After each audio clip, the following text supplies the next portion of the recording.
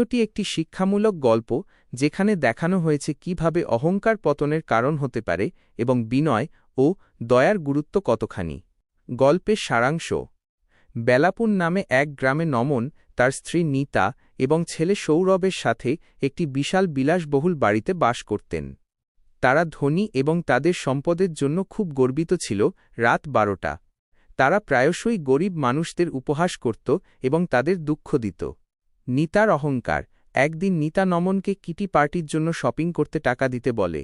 নমন তাকে তার গরিব ভাই বসন্ত এর ছেলে রমনের জন্য একটি জামা কিনে দিতে অনুরোধ করেন।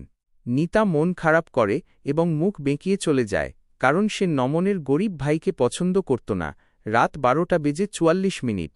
নমন তখন সৌরভকে ফোন করে রমনের জন্য শার্ট কিনতে বলে। রাত 1:24। উপহাস ও অপমান। নীতা এবং সৌরভ শপিং মলে যাওয়ার পথে রমন এবং তার মা সীমাকে পুরনো কাপড়ে দেখতে পায়। রাত 1:54। নীতা তাদের কাছে গিয়ে উপহাস করে বলে, আশা করি তোমরা এত বড় মলে শপিং করতে আসনি। রাত 2:11।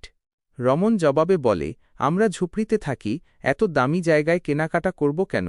সীমা দয়াপরবশ হয়ে হাসে, কিন্তু সৌরভ রমনদের ঝুপড়িকে বাড়ি বলায় ঠাট্টা করে।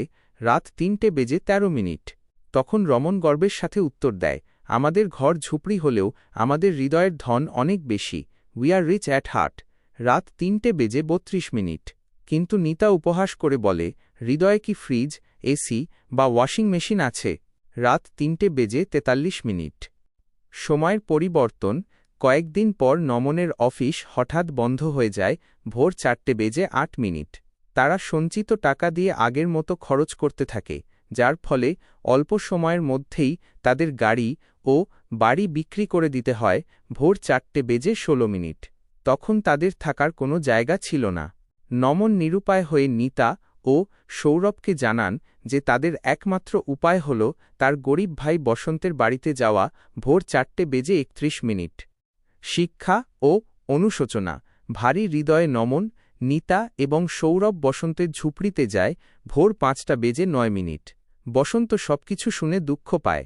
রমন তার অহংকারী খালাকে জিজ্ঞেস করে, আমাদের ঘরে ফ্রিজ, এসি বা টিভি নেই, আপনি কি এখানে থাকতে পারবেন? ভোর 5:32। নীতা তার ভুল বুঝতে পারে এবং রমন ও বসন্তের কাছে ক্ষমা চেয়ে বলে, ভাইসাব, ওর কথায় কিছু মনে করবেন না। আমি এর আগে ওর সাথে খুব খারাপ ব্যবহার করেছি, আমাকে ক্ষমা করে দাও। ভোর 5:47। বসন্ত তাদের সান্ত্বনা দিয়ে বলে, কোনো চিন্তা করো না, এটা তোমাদেরও বাড়ি, আমরা সবাই মিলে একসাথে কাজ করব। সকাল 6:03। সেই দিন থেকে নীতা ও সৌরভ তাদের অহংকার ত্যাগ করে এবং বসন্ত ও সীমার সাথে সমস্ত কাজে সাহায্য করতে শুরু করে। সকাল 6:10। তারা অবশেষে রমনের কথার সত্যতা বুঝতে পারে। তারা সবাই তাদের ছোট ঝুপড়িতে সুখে থাকতে শুরু করে এবং কঠোর পরিশ্রম করে ভালো উপার্জন করতে থাকে। তাদের অহংকার সম্পূর্ণভাবে দূর হয়ে যায়, কারণ তারা বুঝতে পারে জীবন যে কোনো সময় আমাদের শিক্ষা দিতে পারে।